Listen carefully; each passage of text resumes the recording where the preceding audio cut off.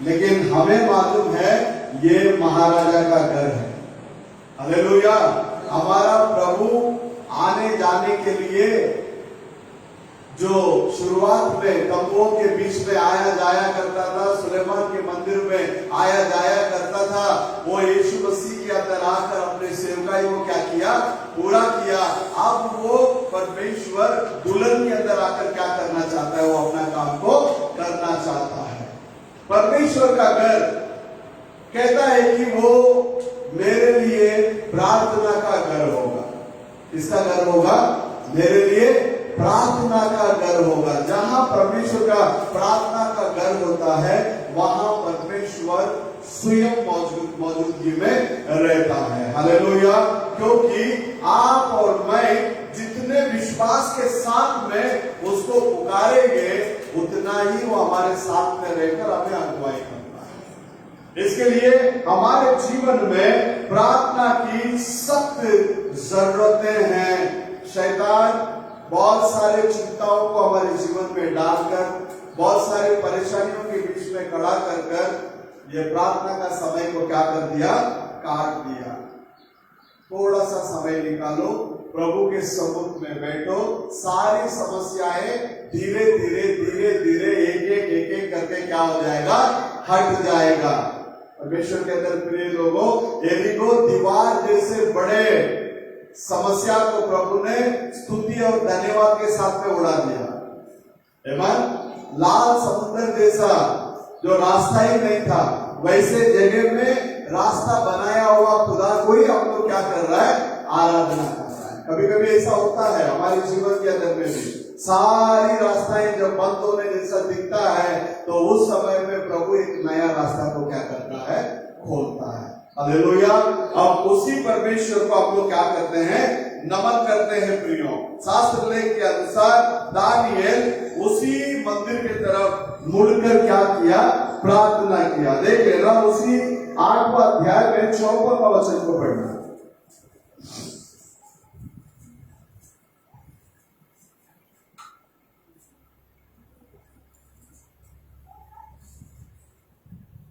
पहला राजा 8वां अध्याय 54वां वचन।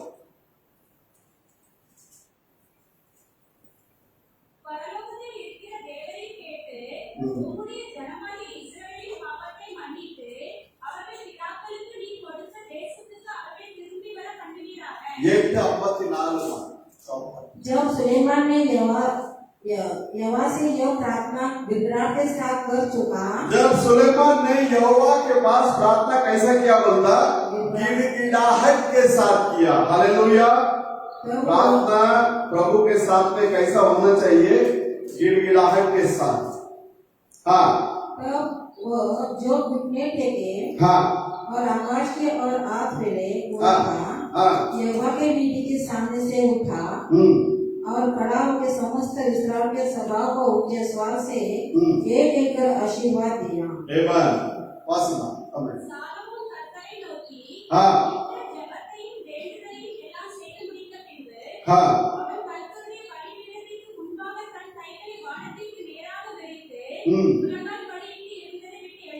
हाँ हाँ हाँ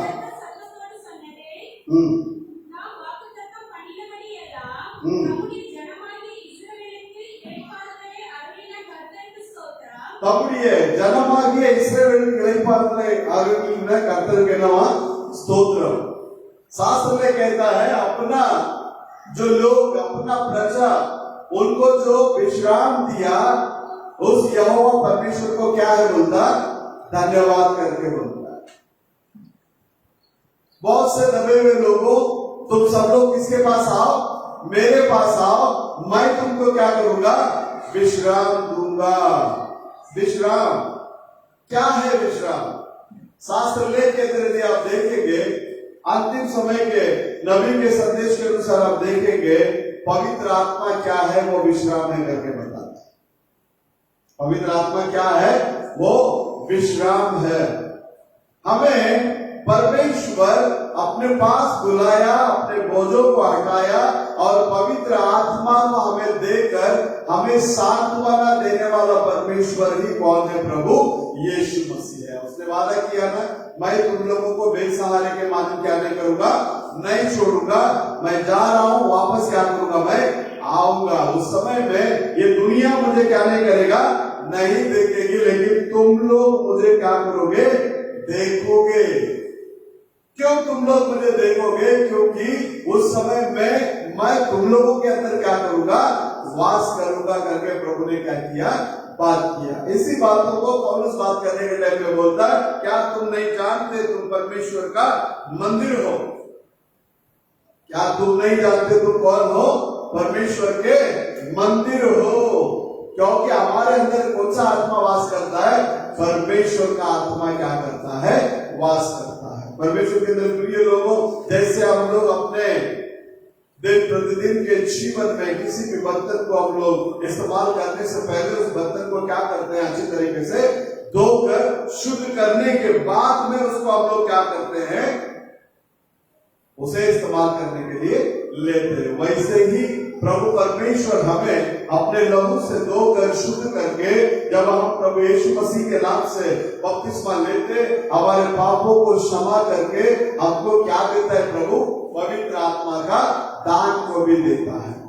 जब ये पवित्र आत्मा का दान हमारे अंदर आता, पवित्र आत्मा का अभिषेक जब हमारे अंदर आता, तब चल के हम किसका मंदिर बनते हैं? परमेश्वर का मंदिर बनते हैं। यदि हम परमेश्वर के मंदिर बनते, तो फिर ये परमेश्वर का मंदिर ही किसका घर बनता है? वो प्रार्थना का घर बनता है। हालेलुया। अन्यथा अगर यह आत्मा परमेश्वर का हमारे अंदर नहीं आता, तो दूसरी आत्माएं आकर क्या करेगा? उसके अंदर वास करेगा। जब परमेश्वर का आत्मा अंदर आता है, तो बाकी सारी आत्माएं क्या करता?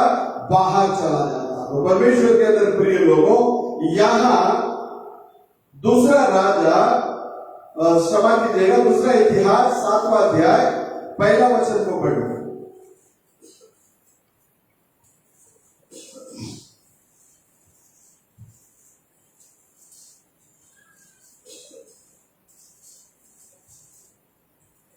जब सुलेमान ने ये प्रार्थना कर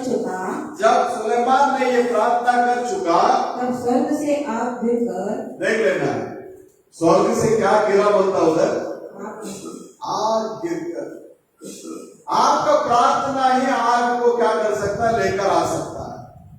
सुलेमान ने प्रार्थना किया, समाप्त होने के बाद अग्नि जो है आकाश से उतरकर सारे बलि को क्या कर दिया? वो भस्म कर दिया, और यहोवा का तेज मंदिर को भर दिया। यहोवा का तेज किसको भर दिया? मंदिर को भर दिया। शास्त्र लेख देखिए, सुलेमान ने प्रार्थना करके समाप्त करने के बाद आकाश से अग्नि उतरकर सारे बलि को भस्म कर दिया, और यहोवा का तेज से, महिमा से मंदिर क्या हो गया? भर गया। दाऊद नबी कभी कभी कहता है, मैं तेरे वचन को ध्यान करते समय मेरे अंदर ही अंदर आग बढ़कर क्या होता? बोलता जल उठा करके बोलता। तो वचन को हम जितना मनन करेंगे, जितना उसके अंदर हम ज्यादा समय देंगे, उतना ही आपके अंदर प्रभु का फायर फार्म होगा, अग्नि क्या होगा? फार्म होगा। ये आपको मालूम है, एलिया नबी ने 400 बाल देवता को नमन करने वालों के सामने एक ही प्रश्न रखा, मैं भी बलि चढ़ाता हूं, मैं भी प्रार्थना करता हूं, तुम लोग भी बलि चढ़ाओ, तुम लोग भी प्रार्थना करो, तुम तुम्हारे देवी देवताओं को बुलाओ और मैं मेरा प्रभु को बुलाऊंगा, और जो खुदा अग्नि से आकर उत्तर देगा वही सच्चा खुदा माना जाएगा। जब इस चुनौती को उन लोगों ने स्वीकार किया, स्वीकार करने के बाद सुबह से लेकर शाम तक उन लोगों ने कर देखे, लेकिन एक का भी देवी देवता में से कोई भी आग से क्या नहीं किया? उत्तर नहीं दिया। हालेलुया। वो लोग, जन्म से अंधा को भी आग नहीं दे सकता। जन्म से जो अंधा है उसको आग देने वाला एक ही खुदा है, वो प्रभु यीशु मसीह है। मरा हुआ मुर्दा को वो लोग जिंदा नहीं कर सकता। मरा हुआ मुर्दा को जिंदा करने वाला एक ही परमेश्वर है, तो वो कौन है? प्रभु यीशु मसीह। हालेलुया। तो परमेश्वर के अंदर प्रिय लोगों, जब चुनौती को स्वीकार किया, सुबह से लेकर शाम तक बुलाए, लेकिन किसी ने भी आकर क्या नहीं किया? उत्तर नहीं दिया। जैसे 1950s में जब भाई ब्रह्म मुंबई में आए थे, उस समय में भी एक अंधा को स्टेज में बुलाकर उन्होंने चुनौती दिया, तुम लोग जो भी देवी देवताओं को नमन करते हो, तुम्हारा देवी देवताओं को बुलाओ, अगर इस अंधे को आग दे सकता है तो मैं आप लोगों का देवी देवताओं को क्या कर लूंगा? स्वीकार कर लूंगा। उसमें से कोई भी उस चुनौती का क्या नहीं किया? स्वीकार नहीं किया। लेकिन उसके बाद में जब नबी ने उस बंदे के लिए प्रार्थना किया, जब डॉक्टर लोग वगैरह सब आके चेकअप किया, वाकई में डिक्लेयर किया ये कौन है? अंधा ही है। तब चुनौती को कोई भी स्वीकार नहीं करने के बाद में नबी स्वयं क्या करता है? उसके लिए प्रार्थना करता है, तो वो अंधा क्या हो जाता है? ठीक हो जाता है। क्योंकि उस अंधा का कुछ हिस्ट्री को, उस अंधा को क्या किया? नबी ने बताया, जबकि उसको कभी देखा नहीं था। वहां आने के बाद प्रभु ने जो दिखाया, उसको देखकर, उसको बताने के बाद अंधा भी बोला हाँ मैं विश्वास करता हूं, तो उसके लिए दुआ किया, तो प्रभु ने उसको क्या कर दिया? चंगा कर दिया। तो चुनौती को स्वीकार तो किए एलिया के समय में, लेकिन वहां से किसका भी देवी देवता आकर उत्तर नहीं दिया। जब एलिया का समय आया, उसने सारे चीजों को ठीक किया। वेदी बिगड़ा पड़ा था, टूटा हुआ था, वो सारी चीजों को उसने क्या किया? ठीक किया। वहां उसमें पानी डाला, अनाज डाला, याकूब के हिसाब से जो कुछ भी करना था वो सारी बातों को करने के बाद, उसके बाद में एलिया भी बुलाता है, प्रभु को बोलता है मेरी सुन, मेरी सुन। तो आकाश से अग्नि उतरकर वो बलि को क्या कर दिया? भस्म किया। हालेलुया। तो अंतिम समय का एलिया के टाइम में भी सारा उपदेश गड़बड़ी के अंदर था। पूरा दुनिया भर में, विश्व भर में सभी लोग त्रेता के अंदर जाकर फंस गए थे। इन सारी चीजों को पहला नबी के जरिए प्रभु ने क्या किया? ठीक ठाक किया। ठीक ठाक करने के बाद ओपनली चैलेंज किया सभी लोगों को, इसके अलावा दूसरा कोई सच्चाई है ही नहीं है। वापस एफेसियन चर्च में जो उपदेश निकला था, उसी उपदेश के अंदर 7वां कलीसिया का दूत लेकर आया और लोगों को चुनौती दिया, आओ तुम लोग सिद्ध कर सकता है तो आ जाओ, तुम्हारा भाइयों को लेकर आओ, मेरे साथ में बैठो। किसी ने भी उसको सिद्ध कर नहीं सका। तो ये एकता शास्त्र के अनुसार सही है करते हैं। हालेलुया। तो परमेश्वर के अंदर प्रिय लोगों, यहाँ शास्त्र में कहता है अग्नि से, जैसा सुलेमान ने प्रार्थना को समाप्त किया, वहां अग्नि क्या किया? उतरा। वैसे ही मंडली भी प्रार्थना के अंदर दिन प्रतिदिन बढ़े, प्रार्थना के अंदर ज्यादा समय ले, विश्वास के अंदर मजबूत बने, प्रार्थना में जितना समय निकाल सकता है उतना समय निकालकर अपने लिए, लोगों के लिए और बाहरी दुनिया में जितने लोग पाप में जीवन के अंदर फंसे, उन सभी को बाहर लेकर आने के लिए, सेवकाई के लिए जब हम लोग दुआ करते हैं, दुआ में दिन प्रतिदिन हम लोग आगे बढ़ते समय में आप लोग कोशिश कर देखो, आपका मन दिन प्रतिदिन एकदम हल्का होते जाएगा। आपको बोझ समझ में नहीं आएगा। क्यों?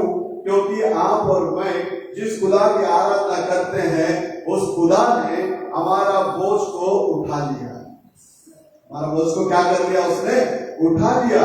अब ऐसे हम लोग लोगों के लिए बोझ उठाकर जब प्रार्थना करने के समय में हम अपने घर के लिए नहीं करेगा तो भी चलेगा, ये बाकी लोगों के लिए जो हम दुआ करते हैं ना, उसके प्रति हमारा घर का जो आशीष हमको मिलना चाहिए, वो सारी आशीषों को प्रभु ले आकर देकर चला जाएगा। कैसा आएगा, किधर से आएगा, ये नहीं पता, लेकिन प्रभु पूरा करेगा। हालेलुया। अब देख लेना, यहाँ प्रार्थना को समाप्त करने के समय में आकाश से अग्नि उतरा, उतरकर सारे बलि को क्या कर दिया? भस्म कर दिया। और परमेश्वर की महिमा से मंदिर क्या हो गया? भर गया। यदि आप और मैं परमेश्वर का मंदिर है तो फिर ये महिमा में मिलना चाहिए या नहीं मिलना चाहिए? मिट्टी का शरीर, आत्मिक शरीर, महिमा का शरीर करके हम लोग शास्त्र लेख में और अंतिम समय के संदेश में हम लोग देखते हैं। जब आदम और हवा पाप किया तब तो परमेश्वर के महिमा से क्या हो गए? वो लोग रहित हो गए। परमेश्वर की महिमा से क्या हो गए? वो लोग वंचित हो गए। जब परमेश्वर के महिमा से वो लोग रहित हो गए, किसके वजह से? पाप करने के वजह से। पाप करने की वजह से क्या हो गया? परमेश्वर का महिमा से वो लोग क्या हो गए? वंचित हो गए। तो फिर आज आपका मेरा पाप क्षमा हो गया। आपका और मेरा क्या हो गया? पाप क्षमा हो गया। जिस दिन प्रभु यीशु मसीह शरीर पर मरे, उसी दिन दुनिया की बुनियाद डालने से पहले ही हमारा पापों का क्या हो गया? क्षमा हो गया। लेकिन उस क्षमा को पाने के लिए जो समय को प्रभु ने नियुक्त करके रखा, उस समय में हम लोग प्रभु के पास आ गए। प्रभु के पास आने के बाद प्रभु का वचन को हम स्वीकार किए, हमारे पाप धुल गए। जब पाप के कारण परमेश्वर का महिमा निकल गई तो अब हमारा पाप क्षमा हो गया, तो फिर वो महिमा हमें मिलेगा या नहीं मिलेगा? दाऊद नबी कहने के समय पर कहता है, मेरी महिमा मेरे प्रभु के पास है और मैं क्या करूंगा? उससे मांग कर दूंगा। हालेलुया। क्योंकि शास्त्र में कहता है, मांगो तो तुम्हें दिया जाएगा। मांगो तो तुम्हें क्या किया जाएगा? दिया जाएगा। मांगो, प्रभु के सम्मुख में बैठो, आत्मिक चीजों को मांगो। शारीरिक चीज ऑटोमेटिकली आपको मिल जाएगा।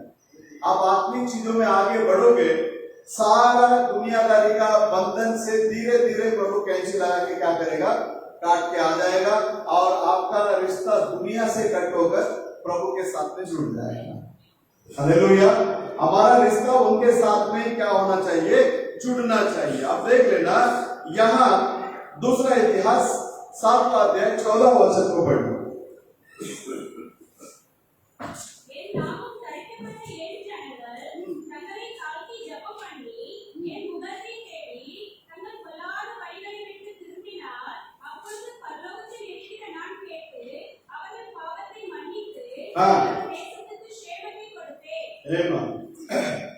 तब यदि मेरी प्रजा के लोगों जो मेरे कहलाते हैं दीन होकर प्रार्थना करे। देख लेना, पहला तो हम लोग मसीह के लोग हैं, क्योंकि शास्त्र में कहता है, मेरे नाम को पहना हुआ मेरे लोग करके यहां बात कर। यदि हम मसीह के लोग हैं, क्योंकि हमने ही उसका नाम को क्या किया है? पहना है। अब हमारा कैटेगरी क्या है जरा देख लेना। प्रभु क्या हमसे अपेक्षा करता है?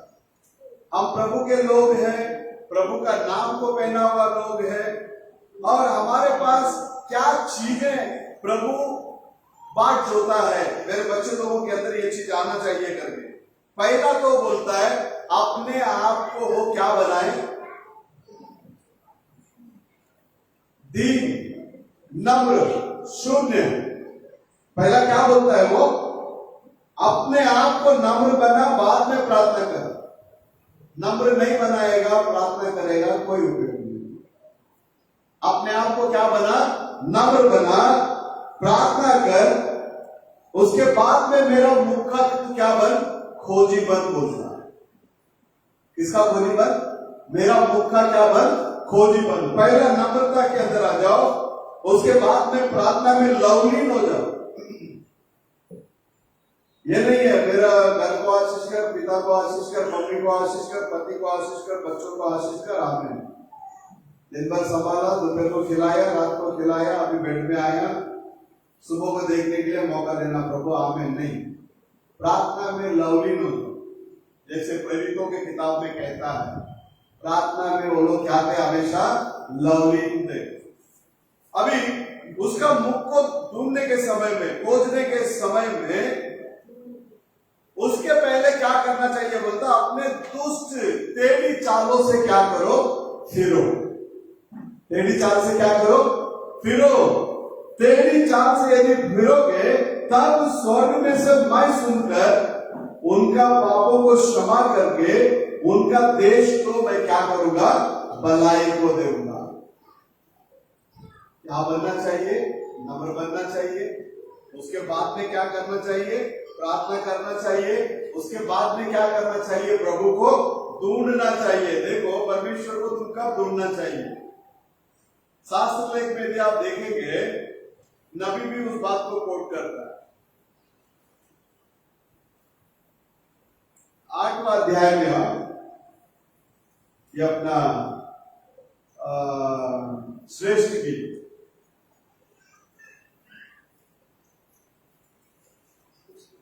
नीति सूत्र 8वां अध्याय में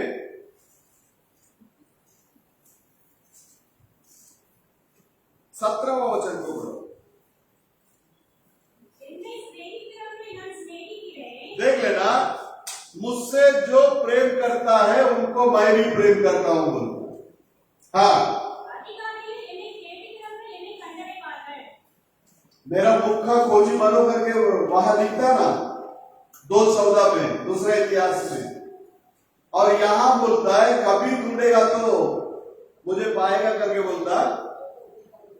हाँ, जो मुझसे प्रेम रखते हैं, जो मुझसे प्रेम रखते हैं उससे मैं भी प्रेम रखता हूँ, उससे मैं भी प्रेम रखता हूँ। और जो मुझसे यज्ञ से तड़के उठकर उठते हैं, जब भी जो व्यक्ति सुबह उठकर मुझको ढूंढते हैं वे मुझे पाते हैं, वो मुझे पाते हैं। देख लेना, नबी बोलता है कि मैं वो समय में प्रार्थना करने के लिए उठता हूँ जो सारा शैतान शांत होता है, रात भर बड़ा तेजी से चलता बोलता हूँ। अर्ली मॉर्निंग में सारा शैतान क्या हो जाता, अपना अपना काम को करके लौटने का समय में मैं क्या करता, प्रार्थना के अंदर बैठता हूँ। सुबह सुबह तो प्रार्थना में समय निकालो, बहुत अच्छा लगता है। बीच में हम लोग उस दिन किए थे, 3 बजे मेरे को कॉल आता था। बीच में हम लोग उस दिन किए थे, बहुत अच्छा लगता था। वो 3 बजे उठकर प्रार्थना करने का बोलने से बहुत अच्छा लगता था। दिन भर एकदम बहुत अच्छा लगता था। नबी कहता है तो प्रार्थना करने के लिए सुबह अर्ली मॉर्निंग में उठकर तुम क्या करो, प्रभु से बातें करने के लिए चालू करो। हालेलुया। प्रार्थना बोलने से क्या, प्रभु से बातें तो करना है। किससे बात करना है, प्रभु से बात करना। देखो कुछ घरों में ऐसा होता है बहुत कम बातें होती है, कुछ घरों में ऐसा होता है बहुत ज्यादा बात होता है। कुछ लोग मिलते हैं चपर चपर चपर चपर चपर चलते रहेगा। कुछ लोग मिलेंगे, अरे भाई अभी तो एक शब्द निकलेगा इसका मुंह से, ऐसा इंतजार करना पड़ता है।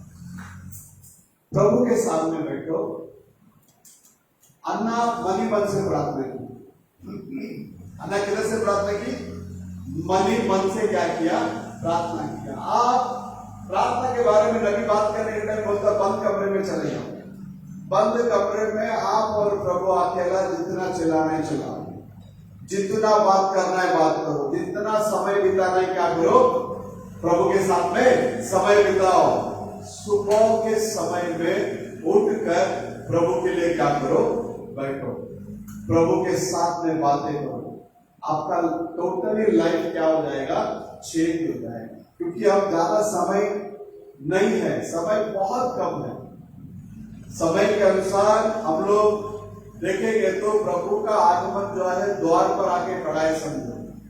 ऐसा स्थिति में हम लोग क्या है, अभी बैठा है। प्रभु कभी भी क्या कर सकता है, आ सकता है। कितना भी गुप्त बातों को हम जाने समझे, अगर एक सच्चा मसीह का जीवन हम लोग नहीं जिएंगे तो हम लोग उठाए जाने में बिल्कुल क्या नहीं करेंगे, जाएंगे नहीं। नबी कहने का तत्पर यही कहता है, एक अच्छा मसीह जीवन जियो, कलाम के अनुसार जियो। प्रभु के आगमन के लिए तुम क्या करो, बाट जोते रहो। जितना हो सके उतना समय प्रार्थना के लिए क्या करो, निकालो।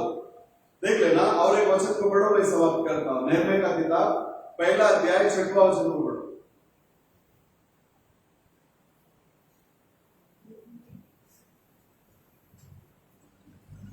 पहला 6।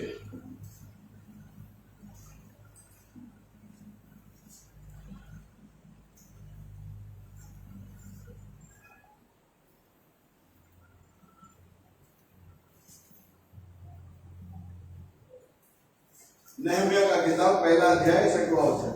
तब मैंने कहा, हाँ हाय प्रभु यहोवा, हाँ देख मैं तो बोलना भी नहीं चाहता, हाँ।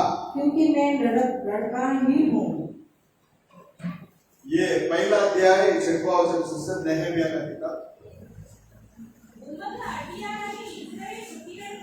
हाँ देख लेना, ये बंदा कैसा बात कर रहा है। देखो, इजराइल के लोगों के लिए कब कब लड़ रहा है प्रभु के साथ में? रात और दिन। हाँ बस। हाँ हाँ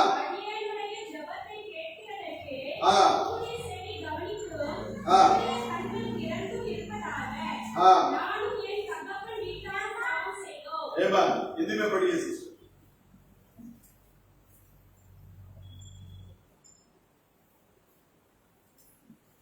सेकंड क्या होता है?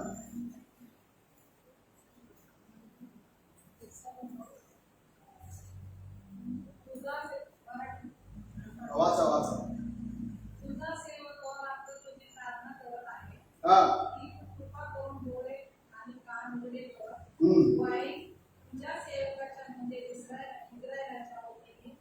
प्रार्थना करीत आहे। आम्ही इस्रायली तुझ्या विरुद्धची पापे केली, त्याची मी कबुली देत आहे। मी कबूल करतो की मी तुझ्या विरुद्ध पाप केले, तसेच माझ्या वडिलांच्या घराण्यापूर्वकांनी केले आहे। यहाँ शास्त्र में कहता है कि तेरे दास इस्राएल के पुत्रों के लिए मैं रात और दिन तेरे सामने क्या करता है? प्रार्थना करता हूं। और इस्राएल के पुत्र जो हम लोग आपके विरोध में पाप किए और हमारे सारे पापों को हम लोग अंगीकार करते हैं, और आप मेरा प्रार्थना को सुनने के लिए आपका कान आपका आंख हमेशा खुला रहे। मैं और मेरा पिता के घराने के लोग क्या किया बोलता? पाप किए। परमेश्वर के अंदर प्रिय लोगों, शास्त्र लेख के अनुसार परमेश्वर का आंख हमेशा हमारे ऊपर खुला है। हमेशा उसका कान हमारे शब्दों को सुनने के लिए कैसा है? वो खुला है। देख लेना, जब घर के अंदर बच्चे लोग नया नया बात करने के लिए जब शुरुआत करते हैं, हम लोगों को सुनने के लिए आनंद होता है कि नहीं होता? बहुत आनंद होता है। अभी मैं कभी कभी मेरा रौनक को आवाज देता है, ए रौनक, उधर से बोलता है क्या हुआ दादा? क्या बोलता है? क्या हुआ दादा? ऐसा करके बोलता है डायरेक्टली। देख लेना, हम लोग जब प्रभु से बात करने के लिए आते हैं ना, प्रार्थना करते हैं ना, उस समय में यदि आप लोग देखेंगे, प्रभु हमेशा अपने कान को खुला हुआ रखता है और अपने आवाज को सुनकर वो बहुत मगन होता है। मेरा बच्चा मेरे से क्या कर रहा है? बातें कर रहा है। मेरे बच्चा मेरे साथ में क्या कर रहा है? चल रहा है। मेरा बच्चा क्या कर रहा है? मेरा आवाज को मान रहा है। मेरा वो क्या कर रहा है? फॉलो कर रहा है। तो आनंदित होगा ना? पक्का क्या होगा? आनंदित होगा। अंतिम समय का संदेश में आने का मतलब वचन को हमारे जीवन में पूरा करना। नहीं तो हम लोग भी सत्ता वाले के जैसा आकर आजू लगा के क्या कर सकता है? जा सकता है। वैसा नहीं है। हम लोग जो सुनते हैं उसके अनुसार अपने को क्या करना पड़ेगा? बदलना पड़ेगा। देख लेना, तकलीफ में पति पत्नी के लिए दुआ करता है।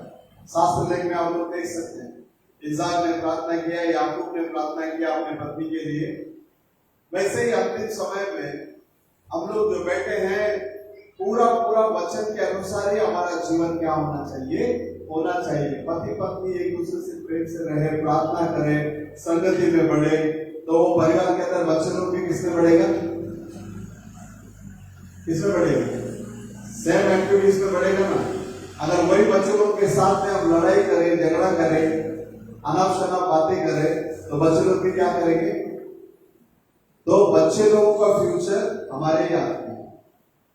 हम लोग जिस तरह से आत्मिक जीवन में आगे बढ़ेंगे, वैसे बच्चे को भी क्या कर सकते हैं? हम लोग आगे बढ़ा सकता है। परमेश्वर के अंदर प्रिय लोगों, प्रार्थना के अंदर आगे बढ़ो। समय बहुत नजदीक है। प्रभु का आगमन कभी भी हो सकता है।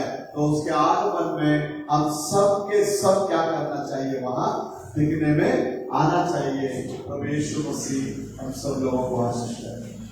फिर से एक बार मैं आखिरी बात बताता हूँ, अगला सप्ताह 10 बजे नहीं है चर्च, अगला सप्ताह 9 बजे होगा।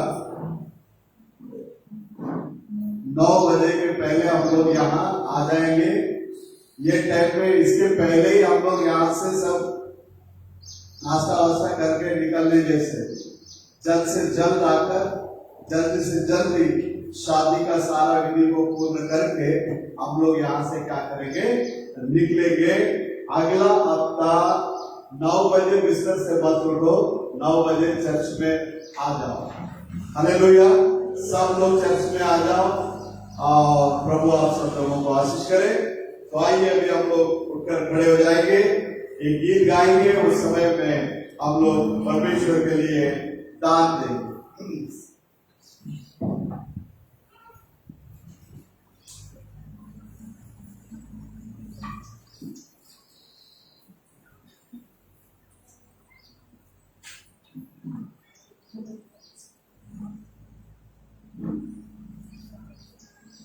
ஆதியிலே ஒரு கல்யாணம், அது ஏதேனிலே நடந்த கல்யாணம்.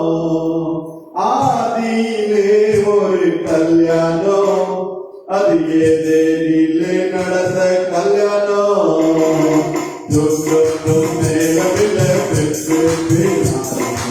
அலங்கார மேடையில கல்யாணத்துக்கு ஆளுமில்ல, மன்னா கட்டி மாங்கல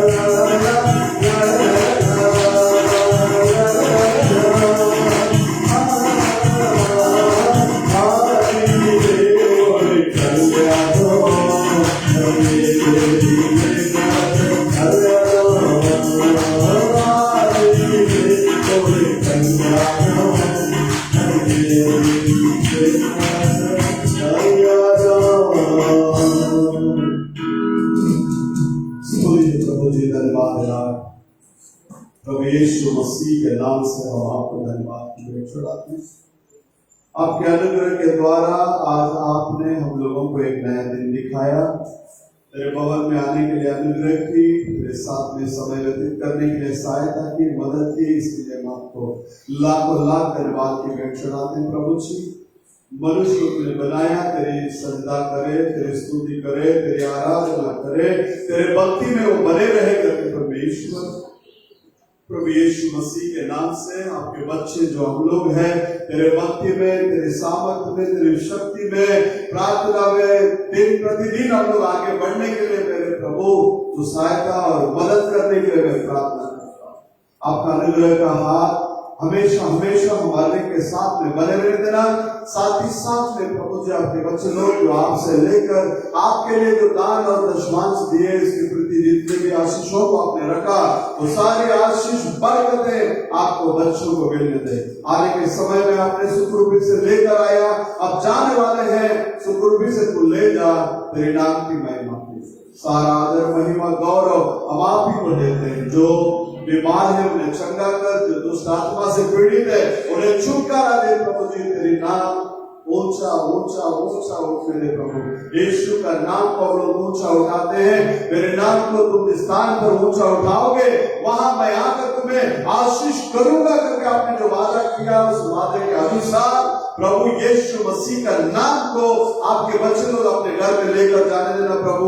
आपके आशीष और बरकतों के साथ सारा आदर महिमा गौरव हम आप ही को देते हैं। आशीष कर इस दुआ प्रभु यीशु मसीह के नाम से मानते हैं, सुनकर कबूल करें। हे हमारे पिता, तू जो स्वर्ग में है, तेरा नाम पवित्र माना जाए, तेरा राज्य आए, तेरी इच्छा जैसे स्वर्ग में पूरी होती है वैसे पृथ्वी पर भी हो।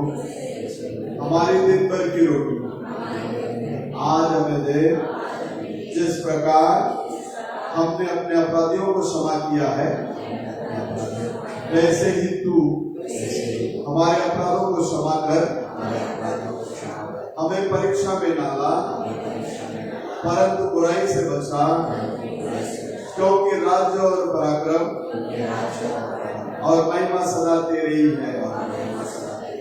आमीन। आइए हम लोग आमीन कहते हैं। हालेलुया,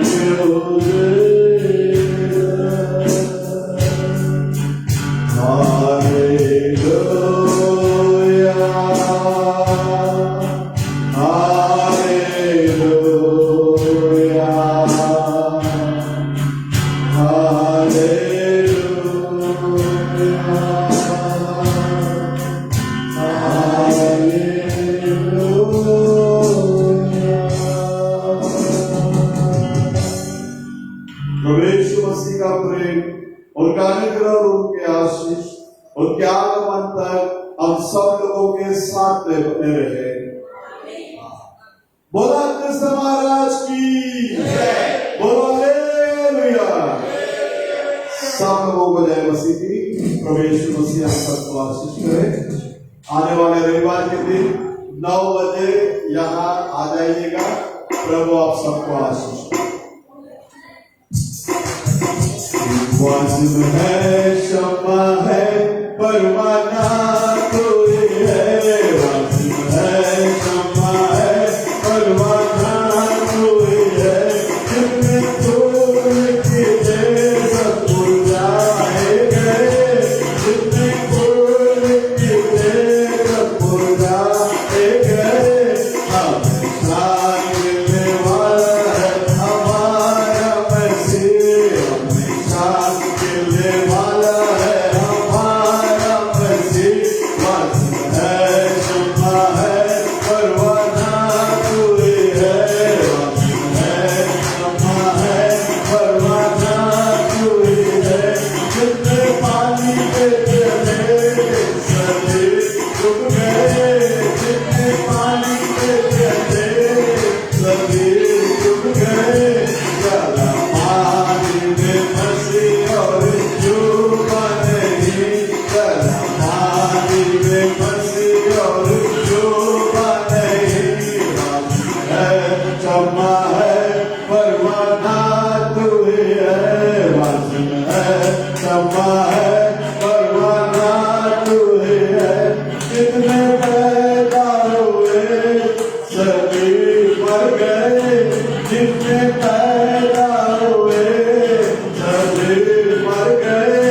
जितना कब्र से आया हमारा मसीह। जितना कब्र से आया हमारा मसीह। वाजिब है, क्षमा है, परवाना तू ही है। वाजिब है, क्षमा है, परवाना तू ही है। जितने आकाश में चढ़े सभी गिर गए।